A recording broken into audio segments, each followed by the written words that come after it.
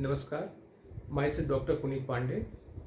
आज इस वीडियो के माध्यम से मैं आपको बताने जा रहा हूं कि कोविड-19 नोवेल कोरोना वायरस के इस हाईली इन्फेक्शियस माहौल में आप अपने घर की डेली टच होने वाले सामानों को, फ्रूट्स एंड वेजिटेबल्स को, ग्रोसरी आइटम्स को, इलेक्ट्रॉनिक डिवाइसेस को और आप खुद को स्वयं को कैसे सैनिटाइज रखें, इसका सही तरीका क्या है, इसके बारे में इस वीडियो के माध्यम से मैं आपसे डिटेल में डिस्कस करने जा रहा हूं।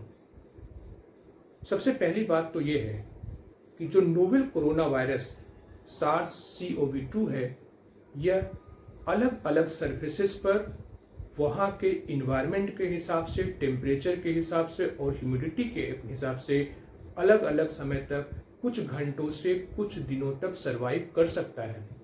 जैसे कि स्टेनलेस स्टील पर ये 72 आवर्स तक सरवाइव कर सकता है, प्लास्टिक पर ये 72 आवर्स तक सरवाइव कर सकता है, गत्ते पर, कार्डबोर्ड पर ये 24 आवर्स तक सरवाइव कर सकता है।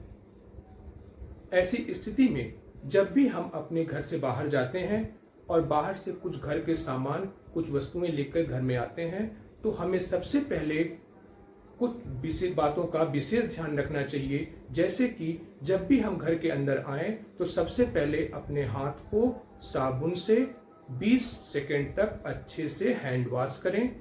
अपने हाथों को अच्छी तरह से साफ करने के बाद जो फ्रेश फूड्स हैं, जैसे कि फ्रूट्स हैं, वेजिटेबल्स हैं, इनको रनिंग वाटर में अच्छे से धुलना चाहिए।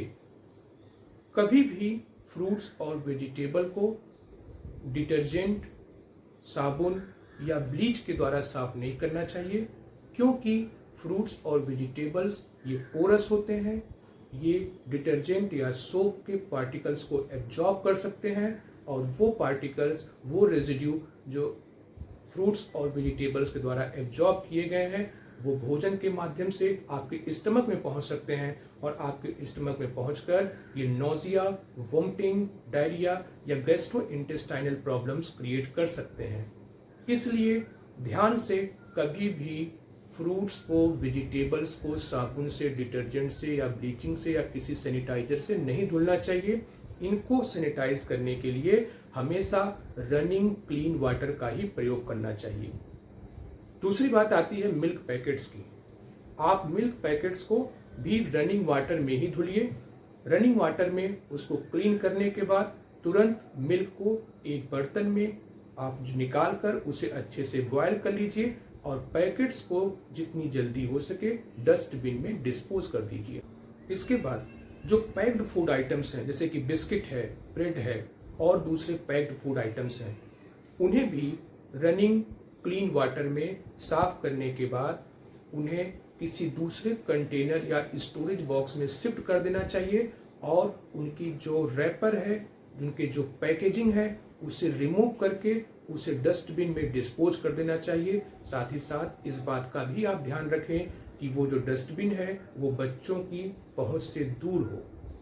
इसके अलावा कुछ ऐसे भी ग्रोसरी आइटम्स होते हैं जिनकी की पैकेजिंग को रिमूव कर पाना संभव नहीं होता है, जिनके रैपर्स को हम रिमूव नहीं कर सकते हैं, जिनकी पैकेजिंग को रिमूव नहीं कर सकते हैं, जैसे कि बड़े बड़े कंटेनर हैं, तेल या घी के बड़े बड़े डब्बे हैं, तो ऐसे आइटम्स को आप किसी अल्कोहल बेस्ड सैनिटाइजर के द्वारा सैनिटाइज भी कर सकते हैं।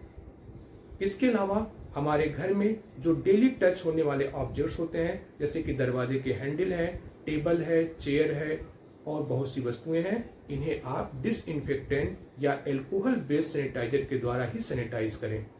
आप अपने घर को प्रतिदिन 1 या 2 बार डिसइंफेक्टेंट के द्वारा सैनिटाइज करें।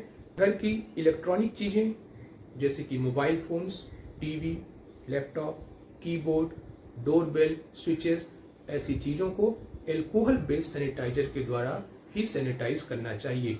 और फाइनली सबसे जरूरी बात कि जब आप अपने घर की वस्तुओं को, फूड आइटम्स को, ग्रोसरी आइटम्स को जब आप अच्छे से सैनिटाइज कर लें, उसके बाद अपने हाथों को दोबारा फिर से 20 सेकंड के लिए साबुन से अच्छे से धुलिए और अल्कोहल बेस्ड सैनिटाइजर के द्वारा उसे सैनिटाइज करिए। इस प्रकार आपको अपने हाथों को 2 बार धुलना है। पहली बार जब आप किसी सामान को सैनिटाइज करने जा रहे हैं तो उसके पहले आप अपने हाथ को अच्छे से धुलिए, और दूसरी बार जब आप सामान को सैनिटाइज कर लेते हैं उसके बाद आप अपने हाथों को दोबारा फिर से साबुन से 20 सेकंड के लिए अच्छे से धुलिए और अल्कोहल बेस्ड सैनिटाइजर से सैनिटाइज करिए। इस प्रकार कुछ छोटी छोटी और मामूली बातों को ध्यान में रखकर आप इस नोवेल कोरोना वायरस के इन्फेक्शन से अपने आप को, अपने परिवार को और अपने समाज को बचा सकते हैं। Okay, thank you.